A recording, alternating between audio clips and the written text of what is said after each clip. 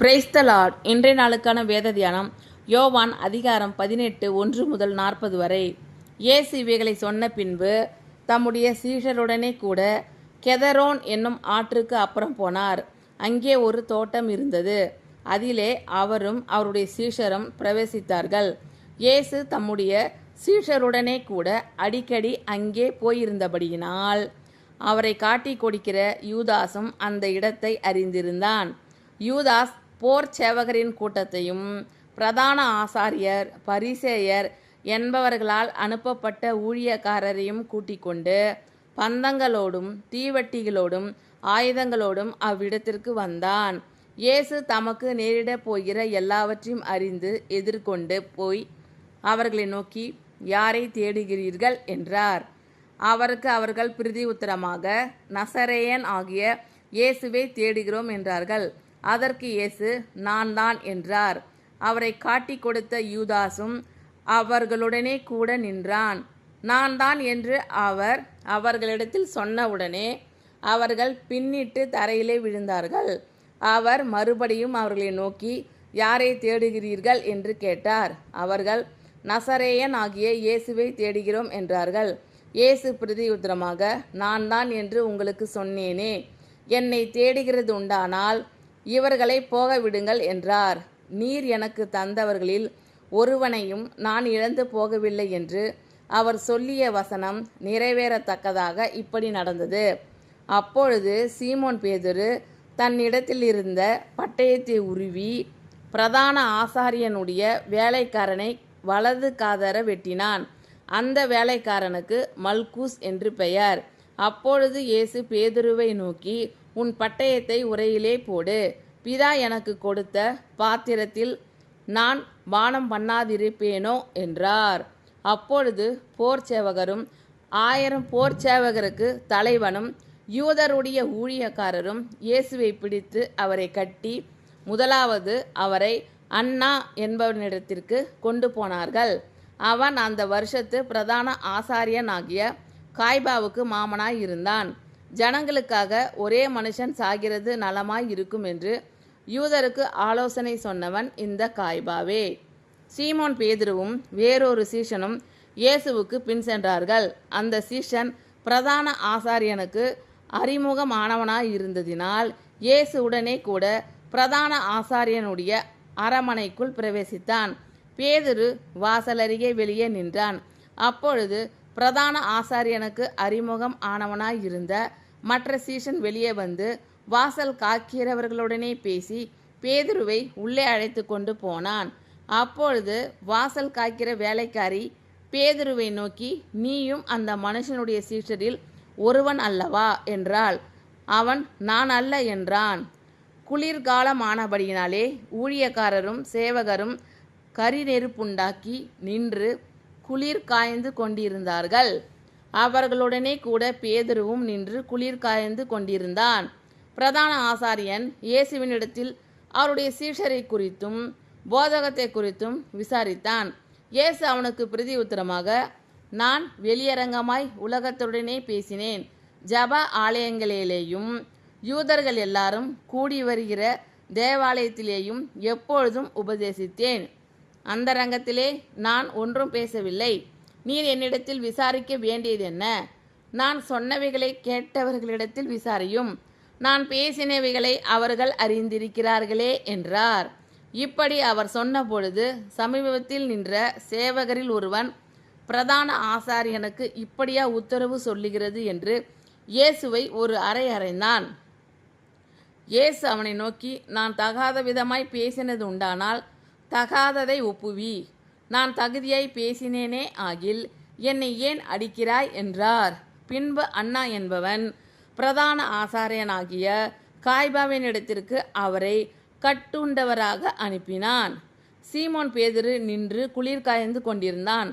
அப்பொழுது சிலர் அவனை நோக்கி, நீயும் அவனுடைய சீஷரில் ஒருவன் அல்லவா என்றார்கள்.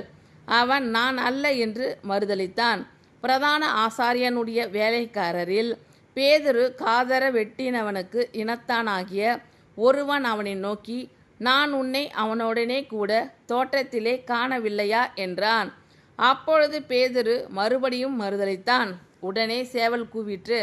அவர்கள் காய்பாவின் இடத்திலிருந்து இயேசுவை தேசாபதியின் அரமனைக்கு கொண்டு போனார்கள். அப்பொழுது விடியற்காலமாய் இருந்தது. தீட்டுப்படாமல் பஸ்காவை புசிக்கத்தக்கதாக அவர்கள் தேசாதிபதியின் அரமனைக்குள் பிரவேசியாதிருந்தார்கள். ஆதலால் பிலாத்து அவர்களிடத்தில் வெளியே வந்து, இந்த மனுஷன் மேல் என்ன குற்றம் சாட்டுகிறீர்கள் என்றான்.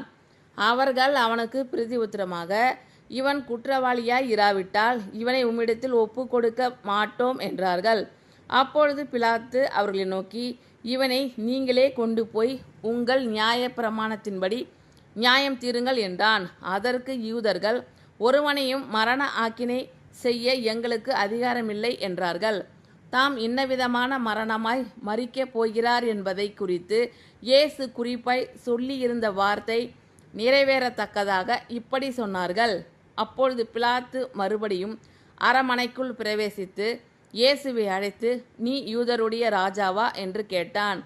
இயேசு அவனுக்கு பிரதியுத்தரமாக, நீராய் இப்படி சொல்லுகிறீரோ, அல்லது மற்றவர்கள் என்னை குறித்து இப்படி உமக்கு சொன்னார்களோ என்றார்.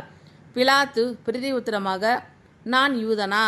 உன் ஜனங்களும் பிரதான ஆசாரியரும் உன்னை என்னிடத்தில் ஒப்பு கொடுத்தார்கள். நீ என்ன செய்தாய் என்றான். இயேசு பிரதியுத்தரமாக, என் ராஜ்யம் இவ்வுலகத்துக்கு உரியதல்ல. என் ராஜ்யம் இவ்வுலகத்துக்குரியதானால் நான் யூதரிடத்தில் ஒப்பு கொடுக்கப்படாதபடிக்கு என் ஊழியக்காரர் போராடியிருப்பார்களே. இப்படி இருக்க என் ராஜ்யம் இவ்விடத்திற்குரியது அல்ல என்றார். அப்பொழுது பிலாத்து அவரை நோக்கி, அப்படியானால் நீ ராஜாவோ என்றான். இயேசு பிரதியுத்தரமாக, நீர் சொல்லுகிறபடி நான் ராஜாதான். சத்தியத்தை குறித்து சாட்சி கொடுக்க நான் பிறந்தேன். இதற்காகவே இந்த உலகத்தில் வந்தேன். சத்தியவான் எவனும் என் சத்தம் கேட்கிறான் என்றார். அதற்கு பிலாத்து, சத்தியமாவது என்ன என்றான். மறுபடியும் அவன் யூதர்களிடத்தில் வெளியே வந்து, நான் அவனிடத்தில் ஒரு குற்றமும் காணேன். பஸ்கா பண்டிகையில் நான் உங்களுக்கு ஒருவனை விடுதலை பண்ணுகிற வழக்கம் உண்டே. ஆகையால் யூதருடைய ராஜாவை நான் உங்களுக்காக விடுதலை பண்ண உங்களுக்கு மனதுண்டா என்றான். அப்பொழுது அவர்கள் எல்லாரும், இவனை அல்ல, பரபாசை விடுதலை பண்ண வேண்டும் என்று மறுபடியும் சத்தமிட்டார்கள். அந்த பரபாஸ் என்பவன் கள்ளனாயிருந்தான். இயேசு இவைகளை சொன்ன பின்பு தம்முடைய சீஷருடனே கூட கெதரோன் என்னும் ஆற்றுக்கு அப்புறம் போனார். அங்கே ஒரு தோட்டம் இருந்தது. அதிலே அவரும் அவருடைய சீஷரும் பிரவேசித்தார்கள். இயேசு தம்முடைய சீஷருடனே கூட அடிக்கடி அங்கே போயிருந்தபடியினால் அவரை காட்டி கொடுக்கிற யூதாசும் அந்த இடத்தை அறிந்திருந்தான்.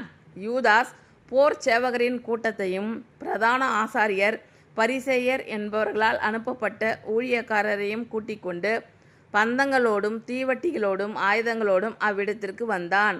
இயேசு தமக்கு நேரிடப் போகிற எல்லாவற்றையும் அறிந்து எதிர்கொண்டு போய் அவர்களை நோக்கி, யாரை தேடுகிறீர்கள் என்றார். அவருக்கு அவர்கள் பிரதியுத்தரமாக, நசரேயன் ஆகிய இயேசுவை தேடுகிறோம் என்றார்கள். அதற்கு இயேசு, நான் தான் என்றார். அவரை காட்டி கொடுத்த யூதாசும் அவர்களுடனே கூட நின்றான்.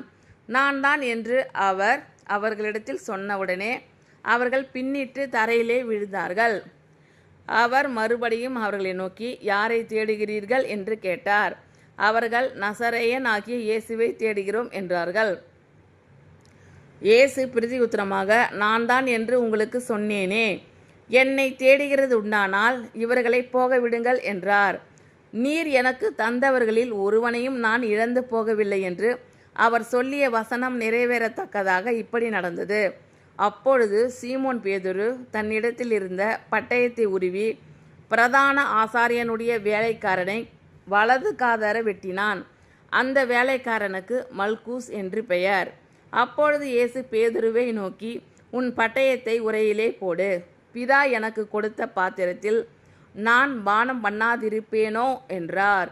அப்பொழுது போர் சேவகரும் 1000 போர் சேவகருக்கு தலைவனும் யூதருடைய ஊழியக்காரரும் இயேசுவை பிடித்து அவரை கட்டி முதலாவது அவரை அன்னா என்பவனிடத்திற்கு கொண்டு போனார்கள்.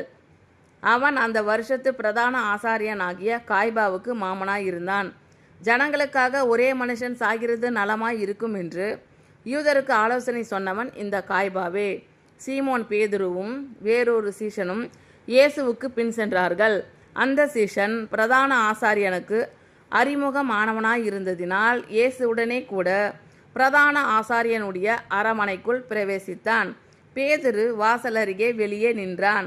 அப்பொழுது பிரதான ஆசாரியனுக்கு அறிமுகமானவனாய் இருந்த மற்ற சீஷன் வெளியே வந்து வாசல் காக்கிறவர்களுடனே பேசி பேதுருவை உள்ளே அழைத்து கொண்டு போனான். அப்பொழுது வாசல் காக்கிற வேலைக்காரி பேதுருவை நோக்கி, நீயும் அந்த மனுஷனுடைய சீஷரில் ஒருவன் அல்லவா என்றாள். அவன், நான் அல்ல என்றான். குளிர்காலம் ஆனபடியினாலே ஊழியக்காரரும் சேவகரும் கரி நெருப்புண்டாக்கி நின்று குளிர் காய்ந்து கொண்டிருந்தார்கள். அவர்களுடனே கூட பேதுருவும் நின்று குளிர் காய்ந்து கொண்டிருந்தான். பிரதான ஆசாரியன் இயேசுவினிடத்தில் அவருடைய சீஷரை குறித்தும் போதகத்தை குறித்தும் விசாரித்தான். இயேசு அவனுக்கு பிரதியுத்தரமாக, நான் வெளியரங்கமாய் உலகத்துடனே பேசினேன். ஜப ஆலயங்களிலேயும் யூதர்கள் எல்லாரும் கூடி வருகிற தேவாலயத்திலேயும் எப்பொழுதும் உபதேசித்தேன். அந்தரங்கத்திலே நான் ஒன்றும் பேசவில்லை. நீர் என்னிடத்தில் விசாரிக்க வேண்டியதென்ன? நான் சொன்னவைகளை கேட்டவர்களிடத்தில் விசாரியும். நான் பேசினவைகளை அவர்கள் அறிந்திருக்கிறார்களே என்றார். இப்படி அவர் சொன்னபொழுது சமீபத்தில் நின்ற சேவகரில் ஒருவன், பிரதான ஆசாரியனுக்கு இப்படியா உத்தரவு சொல்லுகிறது என்று இயேசுவை ஒரு அறை அறைந்தான். இயேசு அவனை நோக்கி, நான் தகாத விதமாய் பேசினது உண்டானால் தகாததை ஒப்புவி. நான் தகுதியாய் பேசினேனே ஆகில் என்னை ஏன் அடிக்கிறாய் என்றார். பின்பு அன்னா என்பவன் பிரதான ஆசாரியனாகிய காய்பாவின் இடத்திற்கு அவரை கட்டுண்டவராக அனுப்பினான்.